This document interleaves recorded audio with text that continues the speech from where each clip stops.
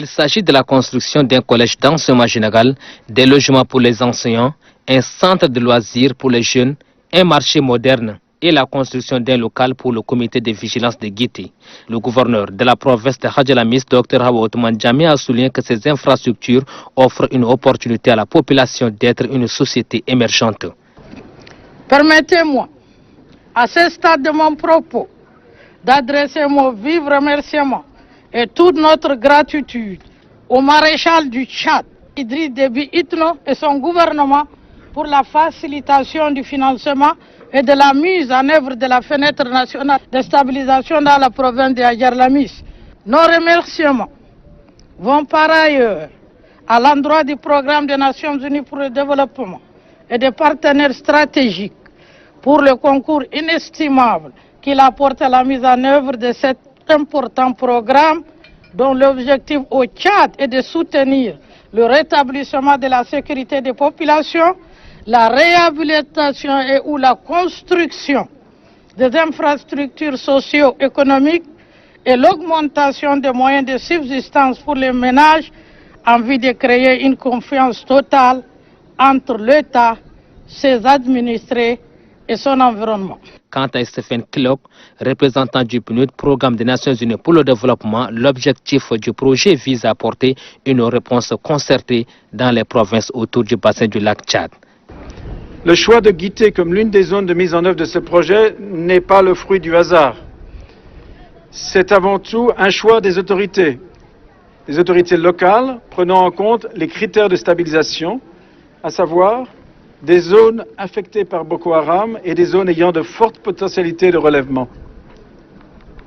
Guité a ainsi été un des premiers villages du Tchad à subir les attaques de la secte Boko Haram en 2016 et continue à subir les représailles et les conséquences de Boko Haram. Nous émettons aussi le vœu que ces nouvelles constructions ne restent pas des coquilles vides, mais qu'elles soient vraiment, effectivement, le point de départ d'une mission nouvelle au service des communautés locales et de leurs droits les plus élémentaires, qu'il s'agisse de leur santé, de leur éducation, de leurs moyens de subsistance ou de leur sécurité. La directrice générale adjointe du ministère de l'économie, de la planification du développement et de la coopération internationale a souligné que ce projet cadre parfaitement avec la politique du gouvernement sous la conduite éclairée du président de la République, chef de l'État, le maréchal du Tchad, Idriss Déby Itno. Ce projet cadre parfaitement avec la politique du maréchal du Tchad, Idriss Déby Itno, président de la République, chef de l'État, en matière de développement et du maintien de la sécurité afin de limiter considérablement les effets de la secte Boko Haram dans ce bassin riche qui est le lac Tchad. Le ministère de l'économie, de la planification du développement et de la coopération internationale que je représente mettra tout en œuvre afin de s'assurer que les axes contenus dans ce projet soient pleinement exécutés et surtout qui répondent aux aspirations des populations de ces provinces qui subissent les affres de la nébuleuse Boko Haram. 4 mois, c'est le temps imparti pour la réalisation de ce projet en faveur de la population de la province de Hadjalamis. Atterrissage de l'avion, descend des hommes en treillis avec à leur tête le chef d'état-major de l'armée des terres, le général de division Mama Suleiman, passage en revue des troupes, voilà le caractère hautement militaire de cette passation de service entre le commandant de la zone de défense numéro 6 de Bardaï dans la province du Tibesti. Le général de brigade Tahir Haran remplace à ce poste le général de brigade Bardani Abakar. C'est le chef d'état-major de l'armée des terres, le général de division Mama Suleiman, qui l'installe dans ses nouvelles fonctions en présence des autorités locales de la province du Tibesti. Aussitôt installé, le commandant de la zone de défense numéro 6 de Bardaï marque sa présence parmi les troupes.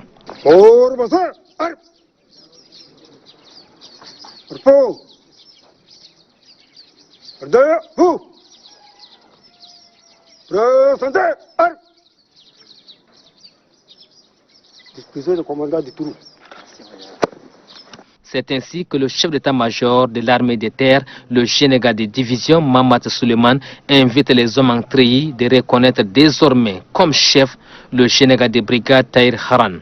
C'est à lui est confiée la sécurité de la province du Tibesti.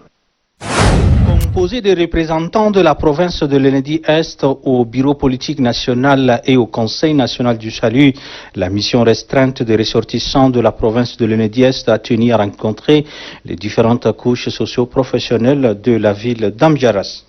C'est une mission des membres du Bureau politique national de l'Enedi-Est, de l'ensemble du département de l'Enedi-Est, qui fait ses premières activités aujourd'hui ici à Amjaras. Il y a d'abord la sensibilisation sur la Covid-19.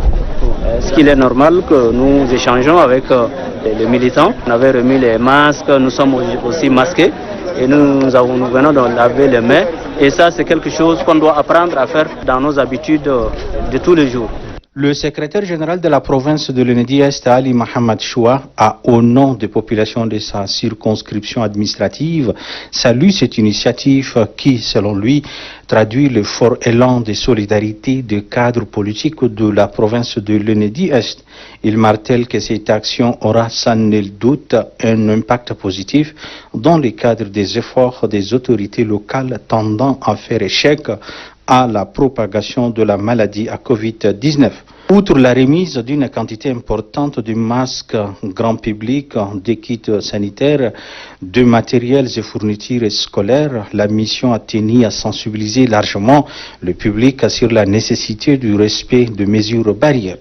Au nom de ces militants de base, la mission félicite le président de la République suite à son élévation à titre honorifique au rang de maréchal. Le milieu scolaire constitue un cadre idéal pour véhiculer un message de sensibilisation et de conscientisation, surtout sur les mesures préventives contre le coronavirus. Raison pour laquelle le bureau de soutien au MPS, la montagne, a jugé utile d'organiser une journée de sensibilisation contre la Covid-19 couplée à la distribution de masques grand public aux élèves des classes d'examen des lycées de Gouin, Torok et Gouaïgoudou. Au total, le bureau a distribué 2000 masques aux élèves. Il a mis à la disposition des 3 lycées des cartons de savon et des gels hydroalcooliques. Selon le chef de mission, Bania Befo Basimplice, le choix des établissements scolaires sied pour le réveil de la conscience collective contre la Covid-19. Le porte-parole du bureau de soutien au MPS La Montagne, Gongyabo Wajonre, a invité les élèves de la sous-préfecture de Torok d'être des personnes relais dans la sensibilisation de leur entourage sur les mesures barrières édictées par le gouvernement pour lutter contre le coronavirus. Ils sont au total 40 membres de démembrement communaux de la Commission électorale nationale indépendante CENIM, venus de 20 communes que compte la province du Lac, assurent cette formation axée sur le processus électoral. Le premier vice-président provincial de la CENI du Lac, Mohamed Maladjarma, relève que la présence massive des membres de démembrement de la CENI témoigne leur attachement à l'ancrage de la démocratie dans notre pays. Le chef de mission de la Commission électorale nationale indépendante, Gilles Mbaïgoto, relève l'importance de cette session de formation. Des sessions de formation décentralisées, les ciblants sont programmées par la CENI en vue de renforcer leur compréhension des instruments qui encadrent les scrutins, ainsi qu'une meilleure appropriation des principes inhérents aux meilleures pratiques électorales pour des synergies nécessaires à la qualité du cycle électoral et à la bonne gestion du processus électoral. Le préfet du département de Mamdi Hassan Abdraman Hagar, représentant le gouverneur, souligne que dans un contexte politique marqué par l'amendement de certaines dispositions du code électoral en vue de la tenue à une date raisonnable des élections telle que souhaitée par le maréchal du Tchad Idriss Déby Itno, président de la République, il apparaît important d'outiller les membres de démembrement de la CENI aux différents échelons de l'administration électorale. Les autorités administratives traditionnelles et la population de Mourdi adressent leurs vœux de bienvenue au gouverneur de la province de l'Enedi-Est, Garboudjou Medel Jacob, et sa délégation. Puis, les cortèges s'ébranlent pour la ville et le lieu de la rencontre. Toutes les couches des Mourdi sont de la partie pour écouter le message et prendre part à l'installation de nouveaux préfets. Le préfet sortant, Alanga Hemchi Suleiman, a passé 6 mois à la tête du département des Mourdi et il dit avoir œuvré pour son bien-être. Le gouverneur de la province de l'Enedi-Est lui a assigné quelques tâches à accomplir. D'instaurer l'autorité de l'État assurer la sécurité des personnes et de leurs biens, veiller au bon recouvrement des recettes, rendre périodiquement compte à votre hiérarchie des activités menées. Aussitôt installé, le préfet Saleh Dadi a adressé sa profonde gratitude au maréchal du Tchad, Idriss Déby Itno, président de la République du Tchad, pour la confiance placée en sa personne. Faisant une pierre deux coups, le gouverneur de la province de l'Enedi-Est, Garboudio Meder Jacob, les sultans du Derbilia, Siddiq Timan Déby Itno et les délégués sanitaires ont enclenché la sensibilisation contre la COVID-19 en invitant la population au respect des mesures barrières. La visite du centre de santé de Mourdi a été sanctionnée par la remise des équipements de lutte contre la maladie à coronavirus.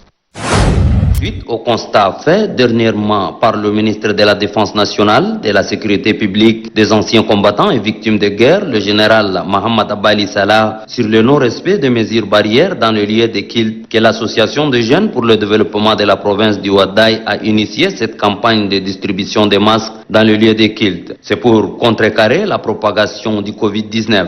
Les membres de l'association de jeunes pour le développement de la province du Ouaddaï ont sillonné respectivement l'Assemblée chrétienne au Tchad, l'église catholique de l'enfant Jésus à Béché et les mosquées Ousmane Ibn Affan, Cheikh Daoud Kambé ainsi que la grande mosquée Al-Atiq. Les leaders religieux des différents lieux de culte visités ont salué l'initiative de la dite association dans un premier temps avant de réitérer leur disponibilité à faire respecter les mesures barrières édictées par le gouvernement. Ils ont également remercié le chef de l'État pour son effort inlassable dans la lutte contre la Covid-19. Le président de l'association de jeunes pour le développement de la province du Ouaddaï, Abbas Khassim Ali, précise que le port de masque est un moyen efficace de lutte contre la pandémie du coronavirus.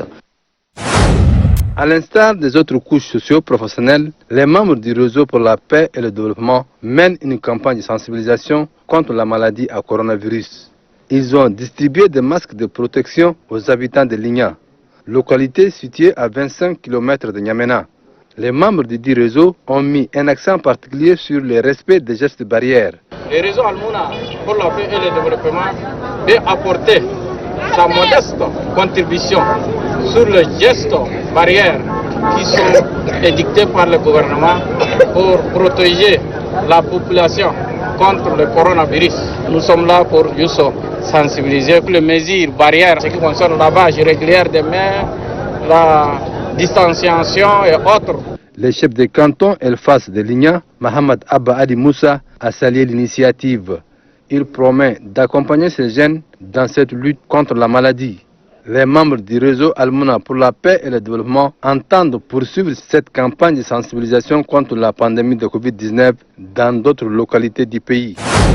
La localité de Tapol est une commune en fait qui a réceptionné 15 ouvrages hydrauliques, 15 moulins à 1000 et 15 kits d'éclairage répartis comme suit. 10 pour les villages de Lolo, Dodinda, Badei, Bangondong et Bedjomo dans le département de Lakoé et 5 pour les villages de Mbaynamar, Tapol, Mandakao et Massa dans la Dodje. Cela apporte à 49 le nombre de forages réalisés sur les 60 prévus dans le Logone occidental après le lancement du projet Fopamou 2 le 25 novembre dernier à Mbalkabra. Plusieurs interventions ont émaillé cette cérémonie. Le chef de canton de Tapol et la députée de la Dodje Mbaïna Eugénie ont exprimé leur satisfaction pour ces dons qui viennent alléger la souffrance de la population et particulièrement les femmes et les filles. Le délégué à l'environnement, eau et pêche, Adoum Hissène Abdoulaye, met l'accent sur la bonne gestion de ces ouvrages. Le président de l'ONG Association La Plume pour la culture et le développement, Dr Dairou Youssouf Sidiki, a rappelé que ce projet Fopamou 2 s'inscrit dans la logique commune de la promotion de l'apport citoyen aux efforts du gouvernement pour le bien-être des populations tchadiennes.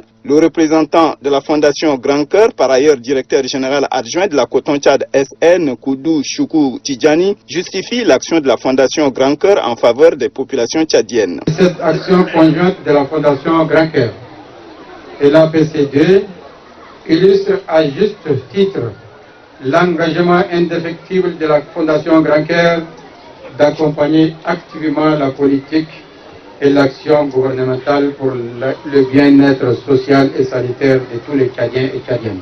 À travers les motions lues à cette occasion, les groupements et associations bénéficiaires de ces dons remercient la Fondation Grand Cœur et à travers elle, sa fondatrice, la première dame Inda Déby Itno, pour ses multiples actions de bienfaisance en faveur des personnes démunies. Au nom de tous les chefs de canton du Logone occidental, le chef de canton de Badei, Laoboa Richard, a remercié la première dame pour ce geste combien louable. En réceptionnant les dons, le secrétaire général de la province du Logone occidental, Ngana Ndjekila, a énuméré les multiples réalisations de la fondation avant de réitérer l'engagement des autorités locales à soutenir les actions de la première dame à l'endroit des couches vulnérables du monde rural.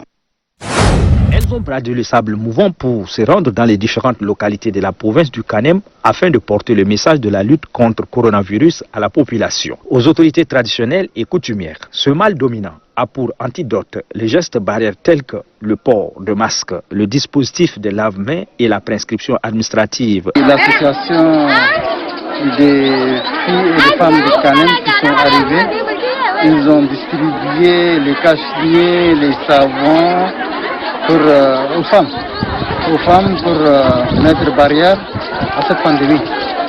La délégation conduite par la présidente marque des pauses afin de sensibiliser et informer la population sur la dangerosité de cette pandémie. Selon elle, les conséquences de Covid-19 constituent une souffrance de trop pour la population de la province du Kanem qui fait face aux vulnérabilités climatiques pour vivre.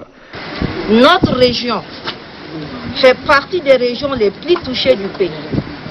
En tant qu'association représentant les femmes et filles du Grand Kanem, il est de notre devoir d'être ici, parmi vous, entretenir une campagne de sensibilisation aussi large que profonde. Le représentant du sultan dans le village exhorte les membres de l'association à poursuivre ces actions pour stopper la propagation de Covid-19. Le préfet du département appelle les autres organisations à emboîter les pas de l'association. Affecté par cette pandémie du Covid-19, c'est le moment pour moi de dire merci et les assurer que les autorités du Kanem se tiendront leurs actions. Cette activité est à inscrire à l'actif des membres de l'association pour la promotion des femmes du Grand Kanem et quelques bonnes volontés ressortissantes de la dite province. Orientation du gouverneur de Bata, par ailleurs coordonnateur provincial du sous-comité de sensibilisation. Les trois lieux de culte chrétien qui compte la ville d'Ati, à savoir l'église catholique, l'église évangélique du Tchad et l'église luthérienne, ont été dotés des milliers de masques de protection. En passant à chaque église pour la remise de ces masques, le maire de la commune d'Ati, par ailleurs membre du sous-comité de sensibilisation, Abakar Moussa Kaïdala, a rappelé que la Covid-19 n'est pas encore terminée et il faut faire en sorte que les lieux de culte et autres endroits de regroupement ne deviennent pas des nids de transmission de la maladie. Satisfaction totale exprimée par les responsables de ces trois lieux de culte à l'endroit du sous-comité de sensibilisation. Dans le même cadre, le lycée Assil Ahmad Khabash et l'école catholique associée d'Ati ont été également dotés d'une quantité importante de masques. C'est un don cette fois-ci de l'association Zilloul Arsh par l'entremise de son partenaire local, l'association Pastagrique.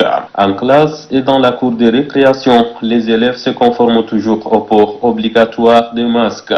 Une prise de conscience saluée par le président de l'association Pastagrique, Achafi Ahmad Khalid, et le sous-préfet d'Ati rural, Ali Amin Brahim. Ce geste de l'association Zilloul Arsh a été chaleureusement salué par les responsables des deux établissements scolaires bénéficiaires.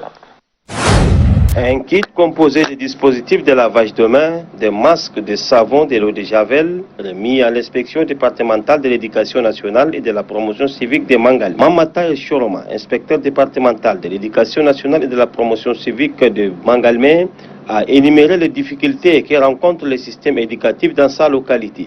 Pour lui, les classes d'examen ont débuté avec une carence totale de matériel de protection contre la Covid-19. C'est pourquoi ce kit est venu au moment opportun durant lequel les classes d'examen sont en plein exercice. Mamad Ibed Bekla, délégat provincial de l'éducation nationale et de la promotion civique du Guéra, remercie le maréchal du Tchad, Idriss Déby Itno, président de la République, chef de l'État, pour son engagement personnel ayant abouti à la réduction des cas de contamination. Matar Abdelmahmoud, sous-préfet de Mangalmé, représentant les préfets, remercie les hautes autorités du pays, à la tête le maréchal du Tchad, pour les efforts consentis dans le cadre de la lutte contre le coronavirus.